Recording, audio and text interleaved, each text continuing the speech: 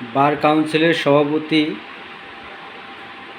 বাংলাদেশের স্বাধীন বাংলার পরিস্থিতি নিয়ে যে সকল তথ্য জানাচ্ছেন তা আপনাদের মধ্যে তুলে ধরছি। যারা এইসব কোর্টে বসে রাজনীতি করেছেন, দুর্নীতি করেছেন, আগামী এক সপ্তাহের মধ্যে তাদের অনুরোধ করব পদত্যাগ করার জন্য। এক সপ্তাহের মধ্যে তাদেরকে পদত্যাগ করার জন্য আহ্বান জানাচ্ছি, অনুরোধ করছি। যদি না করেন আমরা কিন্তু তাদের নাম বলে দেব। তাদের বিচারপতি থাকার কোনো অধিকার নাই সংবিধানের জন্য।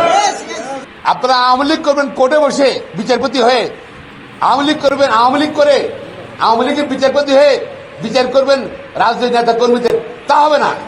যারা করেছেন দয়া করে পদত্যাগ করুন। আপনি ডিভিশন হোক, হাইকোর্ট ডিভিশন হোক, যাদের ম্যাটার না হলে কিন্তু তাদের নাম আমরা প্রকাশ করতে বাধ্য হব। যাদের কাছে তাদের এই মুখ উন্মোচন করতে আমরা বাধ্য হব। প্রিয় ভাই বোনেরা, আমরা সংবিধানের আর্টিকেল 7A এবং 7B যেটা সংশোধন করেছিল শেখ হাসিনা, সেটা রাষ্ট্রপতি অনুরোধ করব আপনি অধ্যাদেশ করে সেটা বাতিল করতে হবে। তাহলে অন্তর্বর্তীকালীন সরকারের পথটা সুগম হবে। বাংলাদেশের মানুষ, আইনজীবীরা, ছাত্র সমাজ কেউ কিন্তু জরুরি অবস্থা চায় না।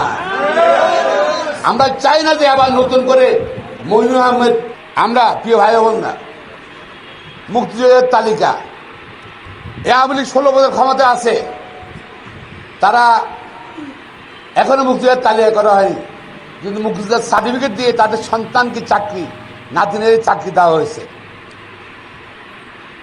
স্বাধীনতার পরে অনেকের জন্ম, স্বাধীনতার সময় কারো 8 বছর বয়স ছিল, তারা মুক্তিযোদ্ধা।